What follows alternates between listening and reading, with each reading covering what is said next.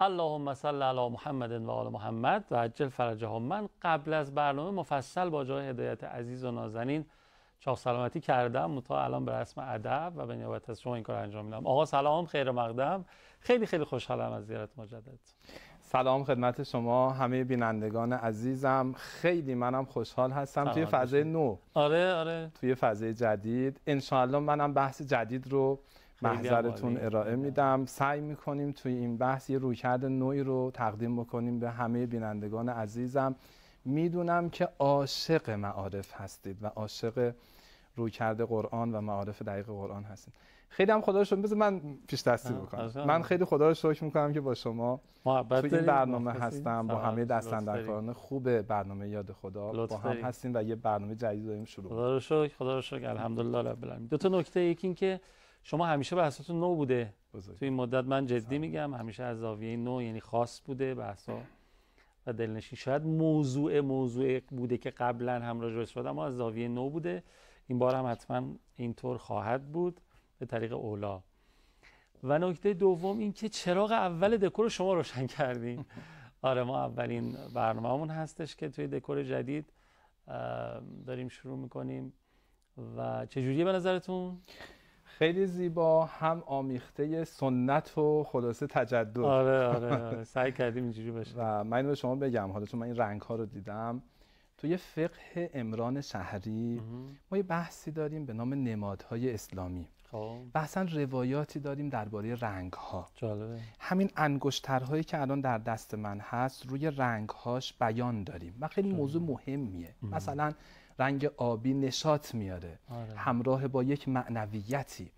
من دیدم توی رنگ هایی که اینجا استفاده شده خیلی دقت شده روی همین بحثی که مناسب با موضوع بحث ماست.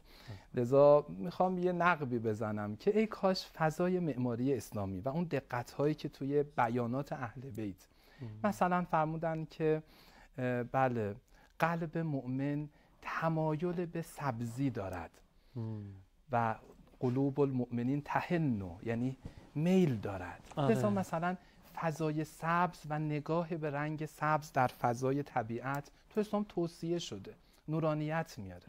چقدر خوبه که مثلا حالا ایام درختکاری الان نیست ولی آماده بشیم این که مثلا ما تو فضای درختکاری و تو فضای شجره مثمره، حتی درختانی که میوه دارد، این هم توی اسلام توصیه شده. بنابراین خیلی خوبه مثلا آروم آروم به این سمت بریم که خانه ها حیاتی داشته باشه، خانه ها باغچه‌ای داشته باشه. و من واقعا معتقدم رو تربیت فرزندان ما اثر داره. امروز نباید ما نگاهمون مانند بعضی از تمدن‌هایی که اسلامی نیستش به خانه یک خوابگاه باشد، بلکه خانه محل تربیت و رشد و نمو فرزندان است، محل تعالی و یاد خداست. خداست. پس همه ی شکل خانه، نمادها، همه چی ما رو باید یاد خدا بندازه. اگر توی قرآن داریم که به آسمان نگاه بکنید، من اینجوری که یادم بیش از 100 آیه قرآن درباره اینه که به آسمان نگاه بکنید، به زمین نگاه بکنید، به شتر نگاه بکنید. وقتی اینجوری خب بچه ما الان نمیبینه اصلا. شما ببینید الان فضای آپارتمانی کوچک آسمانی میتونن ببینن، افقی میتونن ببینن. خب اینها توی قرآن بیانگر یاد خداست. نگاه به آسمان، نگاه به طلوع و غروب خورشید، همه اینها رو انشالله بتونیم احیا بکنیم. انشالله. این فضای زیبا منو یاد این همه چیز انداخت. خیلی خوب بود. من اصلا فکر نمی‌کردم انقدر جواب بشنوم راجع به این سوال که دکور قشنگی یا نه. خیلی هم دقیق و آره، منم یاد عبارت سبقت الله انداختیم.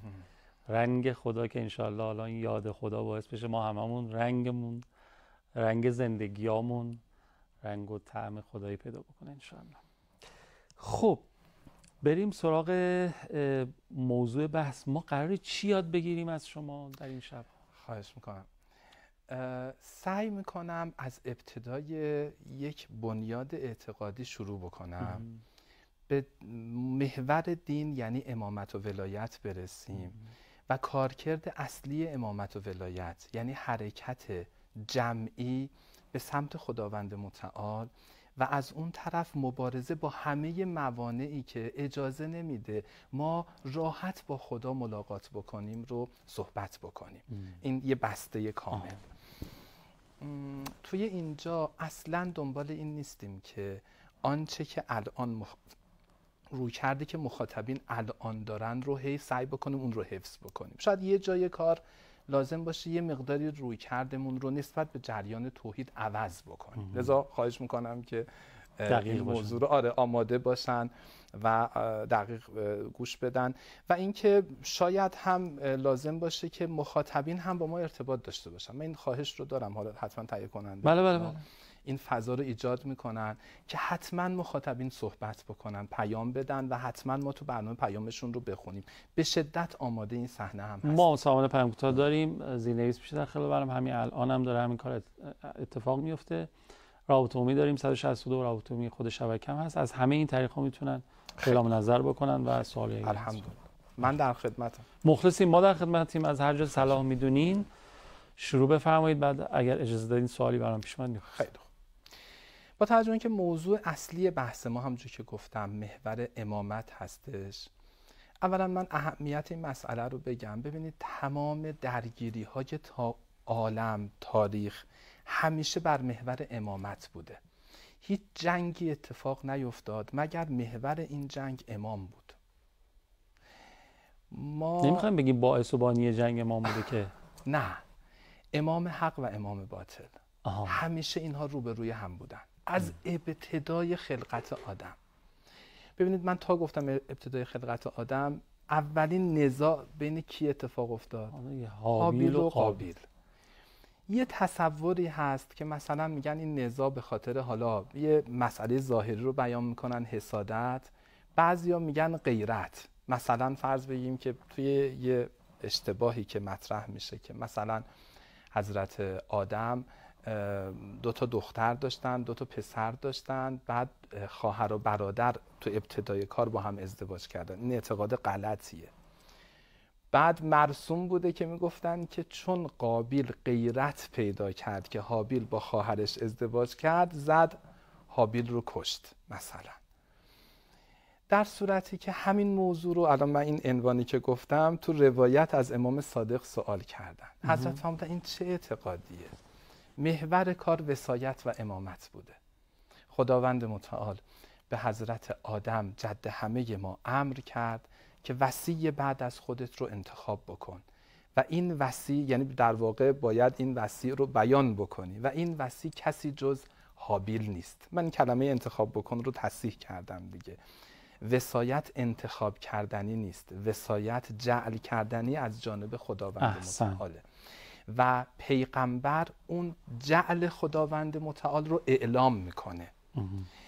انتخاب در واقع از طرف خدا صورت گرفته. انتخاب از جانب خدا صورت گرفته. ببینید حضرت موسی وقتی که برای اذهب الی فرعون انه طغی، که ما یه مرحله بعد به شما عرض میکنم که مسئولیت اصلی امامت مبارزه با طاغوت زمان هست، تا خداوند متعال حضرت پیامبر اکرم رو، پیامبر خدا رو، حضرت موسی رو به امامت و به نبوت جعل کرد. حالا این بحث امامت و نبوت هم همینجا بذاریم بگم که باز جا بیفته. نبوت به معنای اعلام خبر الهی به مردم است، اعلام قوانین الهی به مردم است. اون نبی که حاکم هم هست، اون نبیی که از جانب خداوند متعال برای حاکمیت و ایجاد یک تمدن و جامعه رهبری هم انتخاب می شود، او امام هم می شود. متوجه شدیم؟ پس بعضی از انبیا غیر از این که نبی بودن، امام هم بودن. درست. حالا حضرت موسی در واقع الان می دونید ایشون یک تمدنی ایجاد کرد، یک حکومتی داشت بر بنی اسرائیل. حضرت موسی وقتی از جانب خدا برای این موضوع تعیین شد، گفتش که خدایا من یک وصی هم میخوام، یک جانشین هم میخوام، یک نایب هم میخوام. بالاخره دورانی هست من بین مردم نیستم، نایبم باید باشه. اجعل لی وزیرا من اهلی. خدایا جعل بکن وزیر رو برای من. خداوند متعال اینجا در واقع مورد درخواست حضرت موسی است برای جعل وصایت. بعد حضرت موسی پیشنهاد میده هارون اخی، خدایا من یه پیشنهاد فقط میدم، من کاری نیستم توی بحث وصایت و امامت و جانشینی، فقط پیشنهاد میدم هارون داداش عزیزم باشه. خداوند متعال این رو تایید کرد، خدا هارون رو جعل کرد. من بزن همینجا یه پرانتزی رو باز بکنم. ببینید شاید بعضی از کلمات باری داشته باشه که اون بار بعد یه توقعاتی ایجاد بکنه.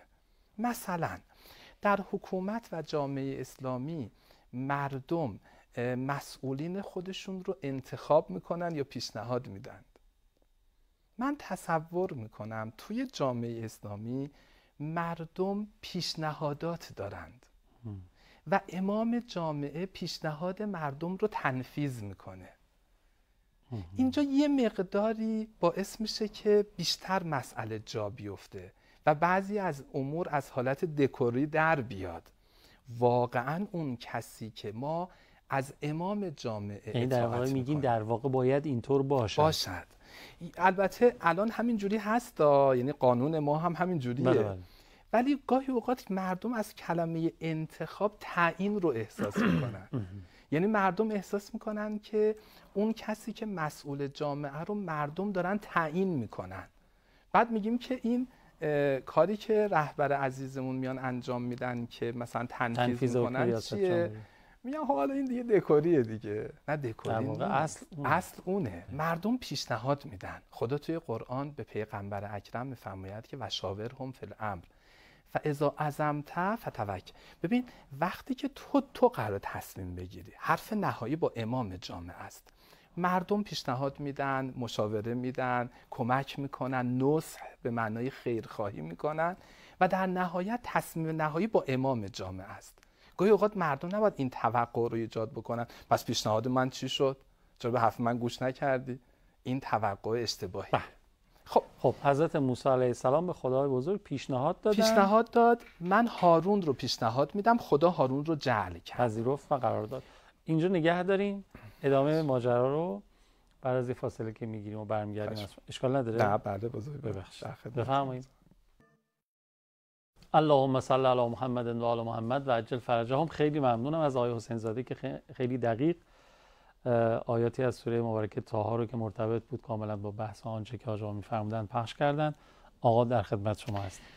بله، داشتیم داستان حضرت هابیل و قابیل رو میگفتیم که در واقع علت اصلی نزاع بین هابیل و قابیل وصایتی بود که خداوند متعال امر کرد که حضرت آدم هابیل رو به عنوان وصی، وزیر و جانشین خودش بیان بکنه. و علت این موضوع هم میشد که وقتی قابیل متوجه شد که وصی هابیل شد، هابیل رو کشت. توی این نسل ایشان حضرت شیث رو داریم، هبت الله رو داریم، انبیاء بعد از حضرت آدم. خب میدونید حضرت هابیل وقتی که کشته شد همسری قبلش داشته و خداوند متعال به اون همسر فرزندی داده و فرزند هابیل، یعنی در واقع از نسل هابیل فرزند آدم ادامه پیدا میکنن و وصایت هم ادامه پیدا میکنن. همینجا بذارین یه نکته رو براتون بگم چون توی این ادامه این بحث خیلی مهم هستش.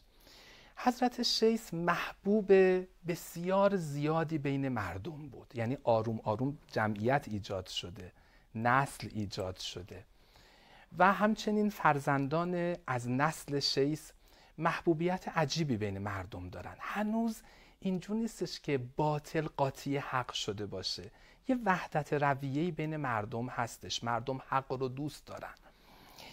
آرام آرام حاکمان طاغوتی دارن ایجاد میشن. شیطان دیگه، شیطان که بیکار نمیشینه که لأغوینهم اجمعین، همه رو میخواد اغوا بکنه. میاد وسوسه های ایجاد میکنه که شما بیاین بر مردم حکومت بکنید، اجازه ندید که انبیاء الهی حاکم باشن، اونا میخوان تمدن سازی بکنن، مردم به سمت خدا ببرن. بعد این حاکمان طاغوت و اون طاغوتیان برای اینکه بتونن توجه مردم رو جلب بکنن اومدن از تقدس انبیاء الهی گذشته استفاده کردن. مثلا گفتن که ما نایبان شیث هستیم. هی اومدن گفتن شیث یعنی ما دیگه، شما شیث رو میخواین یعنی من.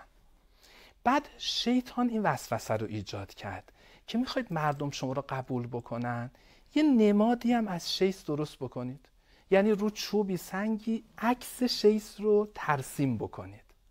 یه برنامه نشون میداد توی برنامه کودک، میگفتش که من فلانی هستم، مأمور حاکم بزرگ، اینم نماد، اینم علامت منه. میتیکومان. آره، اینا همین کارو با مردم میکردن، میگفتن این علامت منه، علامت شیس رو نشون میدادن. عجب. ولی تلقین شیطان بوده. آره. بعد آروم آروم مردم اون حس پرستش و اون حس عشق نسبت به اون مذهب و دین و انبیاء الهی رو تو اون نمادها نشون میدادن. یعنی مثلا اون نماد رو میذاشه تو مقدس میشد براشون.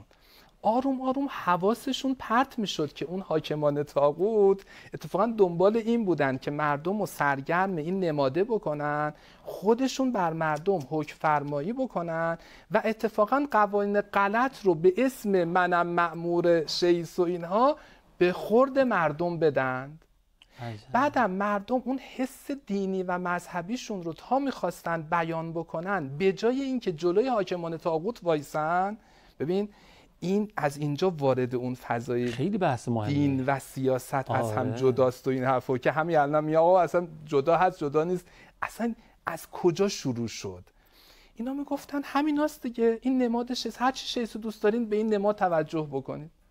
مردم اون حس مخالفتشون با ظلم و طاغوت آروم آروم هی سرد میشد. اینکه مثلا حضرت ابراهیم میاد میفهمد اف لکم ولما تعبدون من دون الله، ریشش از اونجاست. یعنی چی؟ ببین این تعبدون یعنی اینکه اینا سجده بکنن بر سنگ و چوب. اصل تعبدون به معنی اطاعته، عبده و به معنی انقیاد و اطاعته. نمرودیان توی همین سیر دارن میرن جلو، مردم رو سرگرم نمادهایی میکنن، میگن هم شفعاءکم الی الله، اینها شفیع شما به سمت خداوند متعال هستن، اینها واسطه هستن. مردم رو هی سرگرم این سنگ و چوب و نماد خدایان میکنن و خودشون دارن حکمرانی باطل میکنن. حضرت ابراهیم اون چهره اصلی مبارزش اون سنگ و چوبا نیست، چهره اصلی مبارزش اون نمرودیه که با این چیزا داره مردم رو سرگرم میکنه. وقتی هم میاد سنگ و چوبو میزنه، نمادیه که نمرود برای مردم درست کرده. این یعنی مخالفت با خود نمرود. درست شد. و اذهب الی فرعون انه طغی. اصلا ما یه همچین دستوری نداریم مثلا خدا هی تو قرآن بگه که پیامبر برو این سنگ و چوبا رو بزن. هی خدا به پیغمبر داره و جاهد هم بهی جهادن کبیرا، برو با فلاتوت الکافرین، تو برو مقابل کفار و اون حاکمان طاغوت بایست. البته هر خرافه ای که حاکمان طاغوت با اون برای خودشون وجاهتی درست کردن و مردم رو سرگرم کردن، اونا رو هم بزن، اما اون درجه دوم سومه. از اینجا میخوام عرض بکنم در واقع اینها معلول اون علت هستن. اون علته. شما اگر علت رو نزنی، این معلول رو بزنی، فقط معلول دیگری درست میکنه. اینو بزنی روش دیگه میان، اون علت رو باید از بین ببری. دقیقاً درست متوجه شدین. همیشه انبیا اومدن اون ریشه ظلم رو از بین ببرن. ببینید یک جریانی رو حاکمان طاغوت، یک تمدنی رو تو جامعه ایجاد میکنن. تو این تمدن نظام اقتصادی فاسدیه که مال و ثروت بین خود اون احبار و اون رهبان و اون حاکمان طاغوت داره میچرخه. یکنزون از ذهب و الفضه، متن قرآن رو دارم بیان میکنم. اینا خودشون ثروت اندوزی دارن میکنن تو اون نظام اقتصادی باطل. مردم رو اجیر خودشون گرفتن، مردم رو مشغول سنگ و چوب کردن. اون حس پرستش مردم، اون حس دینی مردم، به جای اینکه برای مبارزه با این فساد اقتصادی جمع بشه، اومده توی چی؟ قربانی کردن برای سنگ و چوب، عادات غلطی که اونا ایجاد کردن. خب بعد مردم اوضاع اقتصادیشون خراب میشه. یه مرتبه ای لا تقتلوا اولادکم خشیت املاق، یه بار خدا میفهمد من املاق، از شدت فقر بچه‌تون رو نکشید. خب در صورتی که از شیطان یعدکم الفقر، تو این فضای نظام اقتصادی فاسد شیطان هم اومد چیکار کرد؟ هی مردم رو از فقر ترسون، بعد عادات غلطی تو مردم به خاطر منشأ اون نظام اقتصادی باطل ایجاد شده، میان بچه کشی میکنن، مثل زنده به گور کردن دختران. درست شد؟ بعد ما به اشتباه تصور میکنیم پیغمبر اومد صرفاً جلوی زنده به گور کردن دختران رو بگیره. هی اینو داریم بولدش میکنیم. آقا پیغمبر اومد چیکار بکنه؟ پیغمبر اومد با بت پرستی مبارزه بکند. این دختران رو که داشتن زنده به گور میکردن اومد جلوشون رو گرفت، گفت چرا این دخترتون زنده به گور میکنید؟ عزیز دلم، پیغمبر وقتی اون حاکم طاغوت رو بزنه، تمدن اسلامی رو ایجاد بکنه، نظام اقتصادی درست بشه، باور کن همون آدمی که به اشتباه از ترس فقر تو اون نظام غلط بچه‌شو زنده به گور میکرد، الان عاشقانه داره با پیغمبر دینداری میکنه. این کار انبیا بود. ما مواظب باشیم سرشاخه ها رو این شاید این نوع نگرش هم دست این بعضی از جریان های طاغوت باشه که هی توجه دینی بچه های ما رو بردن توی اون معلول ها و هیچ وقت اجازه ندادن ما به بچه هامون در کتاب های دینی این موضوع رو هی بیان بکنیم که اصل آمدن انبیا و حاکمیت انبیا برای مبارزه با طاغوت بود. بعدش این سوالی حتما مطرح میشه که خب الان مثلا مرگ بر طاغوت گفتن آیا جزء دین ما هست یا دین ما نیست؟ بیایم راجع به موضوع صحبت بکنیم. یه خیلی چیزا داره تو ذهنم میاد. حالا الان اخیراً ما یه شجره ملعونه داریم. شجره خبیثه. متن قرآن. یه شجره طیبه. میگم که اگه ریشه این شجره زده نشه، هی ما داریم شاخه‌هاشو میزنیم در طول تاریخ. همینه که تا الان اینقدر بدبختی بشر داره میکشه دیگه، تا همین امروز هم که داریم خبراشو میشنویم. چون این شاخه رو زدیم از اون ور در اومده، از اون ور در اومده، از اون ور، تا زمانی که این ریشه حاکمیت طاغوت زده نشه که حالا منتظریم ان شاءالله زده بشه. این نه ان شاءالله به زودی، یعنی همه با هم باید این حرکت رو انجام بدیم. الان هدف این برنامه اینه. ببین عزیز دلم، بچه‌های غزه دارن کشته میشند به خاطر همینه که ما یک مفهوم دینی رو درست نفهمیده بودیم از اون ابتدا، که حقیقت دین ما. یه آقای کتابی دارن، من خواهش میکنم همینجا این کتاب رو باید معرفی بکنم، که روح توحید نفی عبودیت طاغوت. روح توحید اینه، نفی بندگی طاغوت، نفی اطاعت از طاغوت. تو لا اله الا الله یعنی اول لا اومده، لا اله الا الله یعنی اجتنبوا الطاغوت. اینا نص قرآن دارم میگم و ارتباط بین دو تا آیه رو دارم میگم. و ما ارسلنا من رسول الا نوحی الیه انه لا اله الا انا فاعبدون. بعد خداوند متعال در سوره نحل میفرماید لقد بعثنا فی کل امه رسولا ان اعبدوا الله واجتنبوا الطاغوت. به این مضمون، حالا تون دارم آیه رو میخونم. خدا در یه جا میفرماید همه انبیا اومدن بگن لا اله الا انا فاعبدون.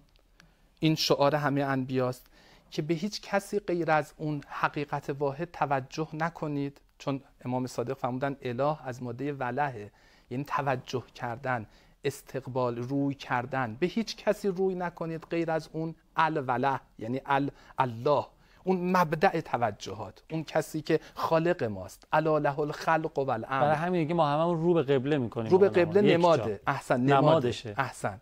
خب بعد میگه فعبدون، فقط از او اطاعت بکنید، به اون کسی که خالق شماست از او دستور بگیرید. الا له الخلق و الامر، اون کسی که شما رو خلق کرده حق امر دارد. خب بعد در یه آیه دیگه همین شبیه این آیه، شبیه ابتدای آیه که و ما ارسلنا فی کل و ما ارسلنا من رسول ان اعبدوا الله، که میگه بعد توی پایینتر میفهمد در هر منطقه‌ای ما امامی و پیغمبری رو فرستادیم با این شعار ان اعبدوا الله واجتنبوا الطاغوت. اون ان اعبدوا الله اونجا رو آورد به جای لا اله الا انا میفهمد واجتنبوا الطاغوت. بعد رهبر عزیزمون تو ارتباط بین این دوتا آیه یک کتاب نوشته، یه جزوه‌ای رو ترسیم کرده که آقا اصلا روح توحید یعنی نفی بندگی طاغوت، نفی اطاعت از غیر خدا. ما یک حقیقت توی عالم داریم که باید ازش دستور بگیریم. ما خدا رو داریم، دیگه کد خدا نداریم. ما فقط خدا داریم، ما باید فقط از خدا دستور بپذیریم. هر کسی از کد خداها ترسید اون هنوز موحد نیست. هر کسی بخواد از کد خداها دستور بگیره اون هنوز موحد نیست. خیلی ممنونم آقا هدایت. ما میدونم بحثم گل انداخته، منم خیلی دوست می‌داشتم که بتونیم ادامه بدیم تا وقت برنامه تموم شد. اگر اجازه بدید همینجا نگهش داریم. فکر می‌کنم که